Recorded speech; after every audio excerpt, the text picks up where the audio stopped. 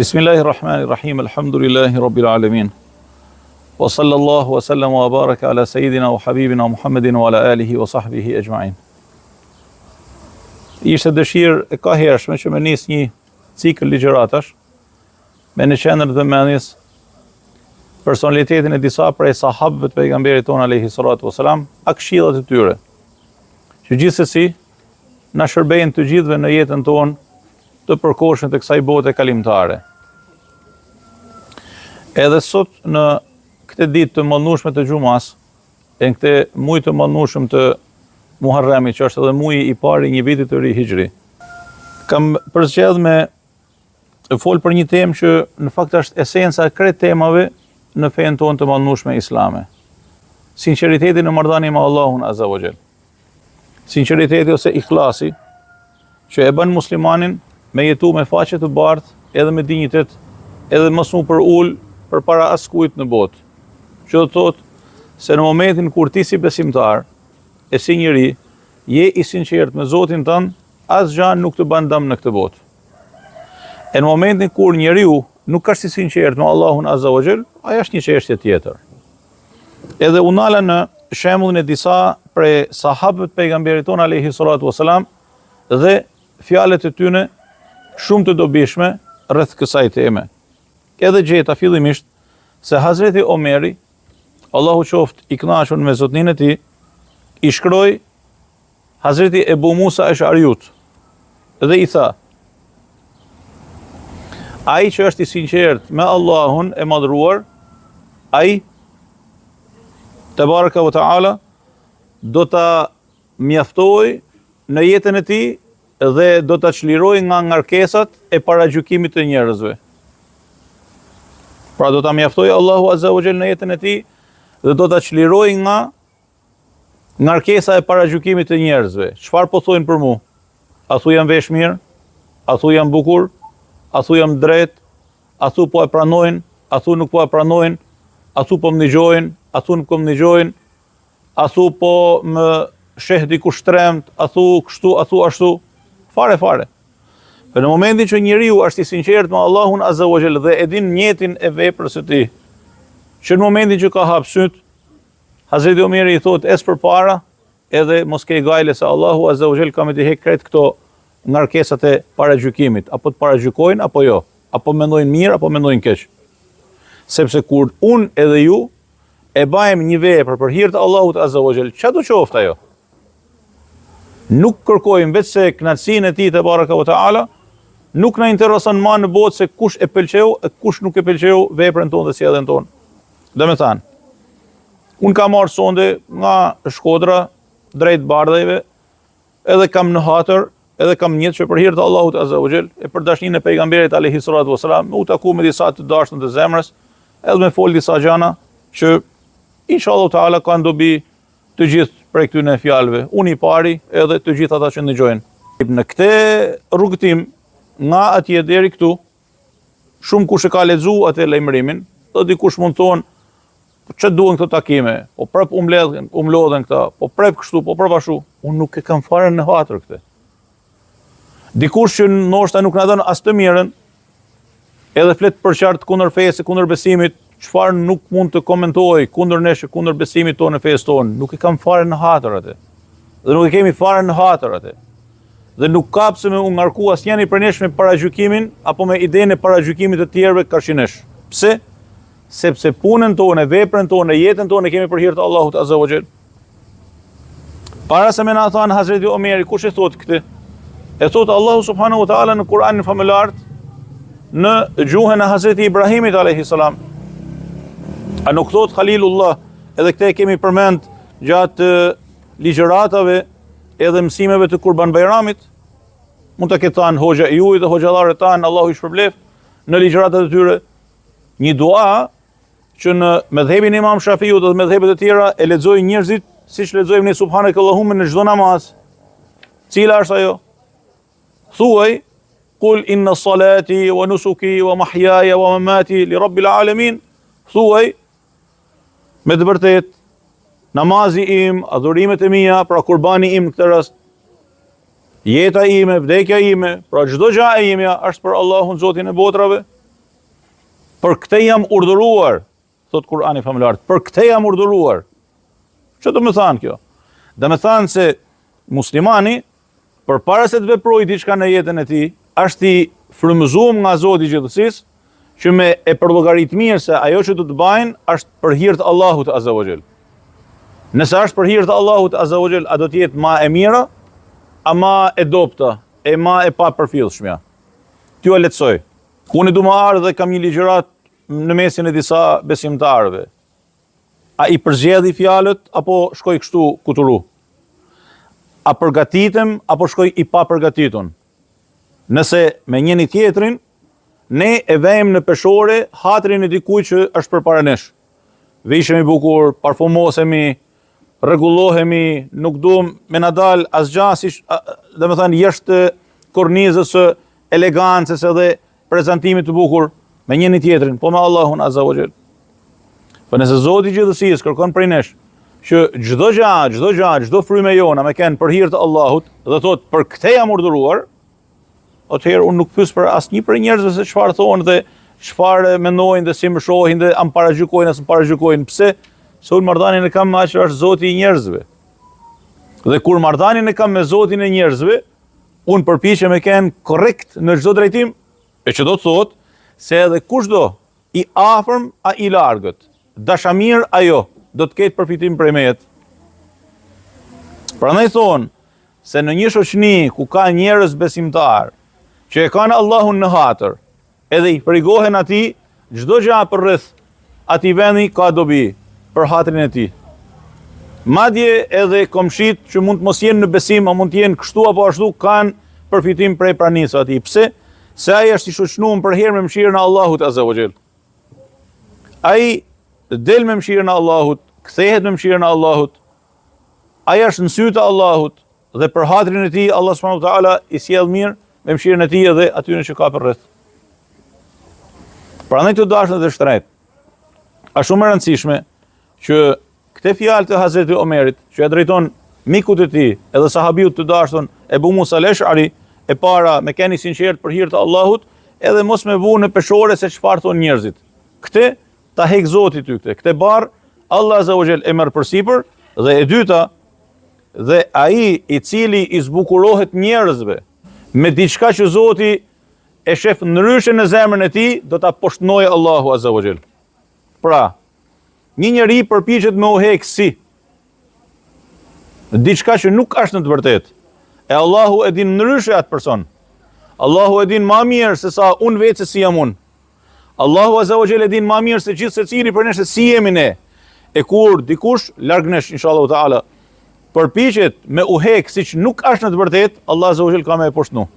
Edhe historia është argumenti më i mirë për këtë që flasim.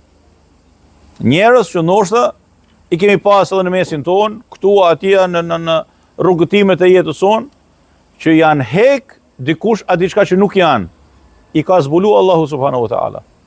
Edhe ju kara mas ka herët avon. Prandaj, mësimi numër 1, edhe mësimi më i rëndësishëm i jetës son në Islam, cili është me kenë i sinqert me Allahun Azza wa Jall. Prandaj, kur kemi kenë studenta në Damask, shkruhej me të madhe në xhamin ton, edhe ishte kryefjala e krejt aktivitetit të shkollës son. Ilahi anta maqsudi wa ridaka matlubi. Çfarë do të thotë? Ilahi anta maqsudi, Zoti im, ti je qëllimi im. Dhe pëlqimi yt është kërkesa ime. Nëse e bajmë Allahun Azza wa Jall qëllimin ton në çdo vepër që bajmë, në çdo fjalë që flasim, në çdo komunikim që kemi, në çdo marrëdhënie që kemi me këdo në jetë, Allah Azza wa Jall ka me na begatu jetën tonë, edhe marrëdhënien tonë, e veprën tonë, e punën tonë, e komunikimin e përditshëm. E nëse e kërkojmë pëlqimin e Allahut në çdo vepër që bëjmë, Allahu subhanahu wa taala ka me na e lehtësu jetën. Ka me na dhënë marrësi në jetë të dashurit e mi. Çfarë do të thonë me kërku pëlqimin e Allahut Azza wa Jall në çdo hap të jetës? Do të thonë me u përpjek njeriu që kur flet me e peshu mirë fjalën. Nëse unë e them këtë fjalë, siç thoshte Hoxha e jon rahmet past, Sheikh Bebi Sulejmani, bani shmos që kur të flitni, a kur të veproni, përpiquni të përfituroni se ajo fjalë, ajo vepër është e fundit të jetës suaj. Me atë fjalë kemi dalë para Zotit tan. Me atë vepër kemi dalë para Zotit tan. me atë sjellje kemi dalë para Zotit tënd. A e kontrollon veten në pak apo jo? A përpiqesh që ajo fjalë me kenë e mirë, e drejtë, e saktë, apo lënduese, sharje, fyrje, kacafytje, përsharje, tendencë, paragjykuese, paragjykim? Jo. Kësaj të dashur në shtrenjtë, përpiqemi si musliman, si besimtar, me e rregullu marrëdhënien që kemi me Allahun Azza wa Jall duke përmirësuar njëtin ton, ditë pas dite e moment pas momenti. Prandaj hadithi i parë që mësojmë në krejt librat e jurisprudencës islame, edhe mësimi i parë, hadithi i parë që mësojmë sa hym në islam, cili është innamal a'malu binniyat. Veprat shpërblehen sipas njetit. Njeti është gjë e madhe, me rregullu njetin, me pastru njetin, dhe me thanë me umar me zemrën. Nëse të dhem zemra, nëse ke tension, nëse ke sheqerin, nëse ke këtë apo atë, vrapon me shku te mjeku përkatës, po për njetin e zemrës, a ke menu? Se ku me shku, edhe kujt me trokit në derë, me ta mësu, me ta tregu, me të ullzu rrugën? Hazreti Saad ibn Abi Waqqas, sahabiu i dashur dhe i shtrenjtë, i tha një ditë mikut të tij Selman Farisiut, radiallahu anhu, sahabiu të dashur, i tha, ma jep një këshill. Hazreti Saadi i thot kujt? Hazreti Selmanit, ma jep një këshill. Shikoni se si e kanë kërkuar të mirën nga njëri tjetri. I tha, akhrisil haqqa yukhalliska. Pra, ti jesh i sinqert me hakun, ai ka me të shpëtu nga çdo situatë e vështirë në jetë. Kaq. Ti jesh i sinqert me Allahun. Kur je i sinqert me Allahun subhanahu wa taala, të hapen krejt dyert e vështirësive e të pengesave në jetë. Dhe keni sinqert me Allahun Azza wa Jall, dhe me thanë me ecë sipas hartës së dashnisë dhe vullnetit të tij. Me keni sinqert me Allahun Azza wa Jall, do të thotë që me e pa Zotin në krye të çdo pune. Dhe me nuse në fund të asaj pune që do të veprosh, a kemi keni fitum tek Zoti jot apo i humun tek Zoti jot? Po ju sjell një shembull, që ndoshta mund ta keni dëgjuar edhe më përpara. Dy shok, njëri besimtar, tjetri pietar. Ky besimtari i thoshte pietarit. Pra pietar, njëri që pinte, konsumonte alkoolin, nuk shkonte në xhami, nuk ninonte Ramazane, domethënë pothuajse i pa fe. E i thoshte, o vlla, po hajde në xhami, leni këto harame, kjo nuk bën, kjo nuk ka mirë, ti je besimtar, ti je muslimane, ti je i biri kujt je, domethënë merrte me të mirë edhe e tërhiqte drejt besimit. Edhe ky thoshte, po ku më fal Zoti mua, po unë s'kam lënë gjë apo baje, unë jam i zhytur në llumin e harameve etj. Po hajde në xhami se të fal Zoti. Ky hiç por jam i zhytur. Po hajde unë jam i zhytur etj. Një ditë ky pietari vendosi të bante tobe, edhe të pendohej. Allahu Ekber. Edhe vendosi të shkonte në xhami. Shoku i tij kishte thënë me 10 herë, hajde, ky kishte thënë jo. Edhe mendoj se tash ai shoku ka mu kënaq. Edhe i tha du më arë në xhami. I tha, po ku të falë Zoti ty për. Ati i rëshqiti goja dhe i tha këtë fjalë. Tashti, mylli syt pak sa dhe mendo, Zoti i gjithësisë, a është razime ja than këtë fjalë dikuj që don me u penu, edhe me shku te Zoti jot? Allah subhanahu wa taala është i kënaqur me ty nëse ti i thu dikuj që don me u kthy e me u penu te Zoti, më tha, po ku të falë Zoti ty? Po kush je ti më arë në xhami? Po kush je ti me umlu? Po kush je ti me knu të spip? Kush je ti me lexu Kur'an? Po kush je ti me ninu? Allahu Ekber. Thotë Allahu subhanahu wa taala ja mori shpirtin të dyve në atë moment. Edhe i nxorin huzur të tij subhanahu wa taala. Edhe i tha atij besimtarit, atij që shkonte në xhami edhe e ftonte shokun e tij pietar, i tha, kush të ka thënë ty se unë nuk e fali edhe nuk e mëshiroj robin tim? Që i the, po ku të falë Zoti ty? Kush të tha ty se unë nuk e fali robin tim? Dhe i tha atij pietarit, përse i the shokut tënd që du me shku në xhami? I tha, sepse unë shpresoj në mëshirën tënde, në faljen tënde, dhe di se unë kam bërë gjunahe dhe kam qenë larg të jetë, sa veçmandia jote e din mirë, po e di shumë mirë se mëshira jote është më e madhe se sa gjunahet e mia. I tha, dëshmoni se ja kanë falë gjunahet, edhe të shkojnë në xhennet. Që do të thotë, ne të dashur të shtrenjtë, kemi nevojë që zemrën tonë me e paqëtuar me Allahun Azza wa Jall, dhe pastaj automatikisht ajo zemër paqëtohet edhe me krejt krijesat e Allahut Azza wa Jall. Si një grup besimtarësh, djemë të ri, me hoxhen e tyre po shkonin në një piknik. Siç imami ju i dashur, ju merr shpesh herë djemë të ri edhe rinin e kësaj xhamie dhe shkojnë në një udhtim në Prizren, Fjala Bia apo diku tjetër. Edhe thotë rrugës, këto djemë të ri besimtar, ky xhamati i jon, u nalën në një fush dhe diku atje larg vinte një za. Ç'a ishte zani? Një grup djemë të rish që kënonin, bërtitnin me të madhe, kishin marrë majtofona, kënonin, zhurmë, muzikë, konsumohej alkool aty, pra njerëz të çturun. Kur afru hoxha, këta i than imam, lutju Allahut kundër tyne, si më thanë o zot, mallkoj ato e hupi, do të thënë me fol kundër me lut kundër tyne. Çfarë tha hoxha i ditun? Tha Allahumma, siç e ke gëzu zemrat e tyre në këtë botë, gëzoj zemrat e tyre në ahiret ya Allah. Allahu Ekber.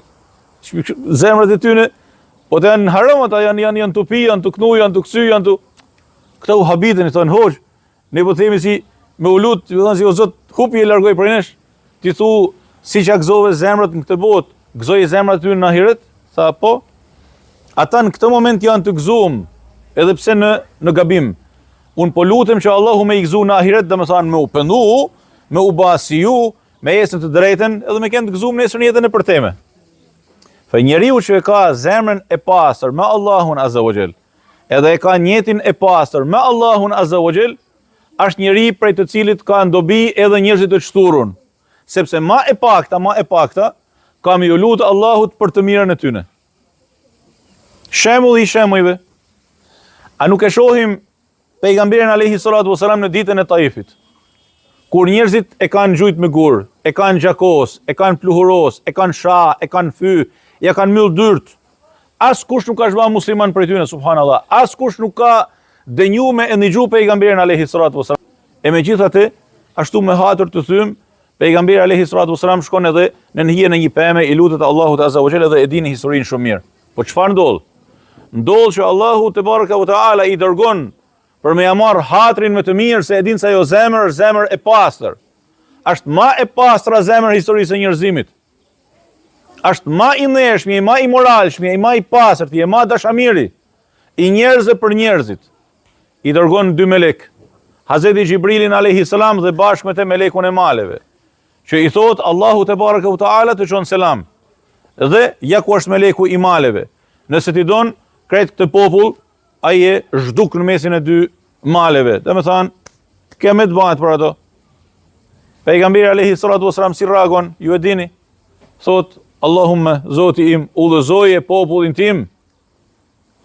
Edhe thot, unë shpresoj se nga fëmit e tyne e ata që vinë, do të dalë dikush që do ta njësoj dhe madhroj Allahun e madhruar. Bashkë me imamin tuaj, me zinin tuaj të dashun, e një grup vëllezësh ishim në Taif. A pat një jo musliman në Taif kur ishim? A ishin të gjithë musliman? A u falem në Taif? U falem në xhaminë e Hazreti Abdullah ibn Abbasit? A nuk shëtitën paksa në qytetin e Taifit? A u falte namazi? A ishin gratë mlume? A ishin djemë të ri besimtar? Kret ishin besimtar. Pse? Nga zemra e pastër dhe e paqtë e pejgamberit ton alayhi salatu wasalam. Prandaj të dashur dhe të shtrenjtë, ne si besimtar dhe si musliman, shkojmë pas ty në mësimeve për ta ruajtur veten ton nga devijimi dhe shturja, për ta pastruar zemrën ton, për të jetuar në harmoni dhe në paqe me Zotin ton. E njerëzit, ne nuk kemi punë me njerëzit. Njerëzve pa asnjë lloj diferencë e dallimi i duam të gjithëve të mirën. Musliman, jo musliman, me fe, pa fe, kretve që janë mi paqen e Dheut, ja duam të mirën. Dhe i lutemi Allahut Azza wa Jall për kret ata, që Allah Azza wa Jall me i ulzu. Ai që ulzohet, Allahumma lakal hamd. Ai që nuk ulzohet, pejgamberi alayhi salatu wasalam mërzitej për të afërmit e tij, për farefisin e tij, për komshit e tij, për bashkëqytetarët e tij. Mërzitej nga fjalët e idhujtarëve kundër tij. E përmend Allahu Azza wa Jall në surën Al-Kahf, mërzinë e pejgamberit alayhi salatu wasalam. Mirë po, atë që don Allahu e udhëzon, e atë që nuk don me u ngrit krejt bota nuk udhëzohet. Ti bëjmë veprat tona për hir të Allahut. Ju pëlqeu njerëzve, nuk ju pëlqeu, thani fjalë të mirë, nuk thani fjalë të mirë, na lavdruan, na shan, të gjitha janë të barabarta dhe së bashku i hedhim në një vend ku nuk i bajnë dëm njeriut. Kaq, shumë e thjeshtë. Nëse nuk kemi mundësi për me e bërë këtë, duhet me u lutë Allahut azza wa jall ditë natë, me na i pasru zemrat, edhe me na bë njerëz që kërkojnë vetëm pëlqimin e Allahut azza wa jall dhe asgjë tjetër. Allahu ju dashur të begatoft, edhe na bëf për atyre që ndëgjojnë fjalën dhe veprojnë më të mirën e saj. Walhamdulillahi rabbil alamin. Nëse keni ndonjë pyetje, unë ju ndëgjoj me shumë vëmendje dhe ju falenderoj për kujdesjen tuaj dhe durimin që patët në ndëgju. Shumë faleminderit.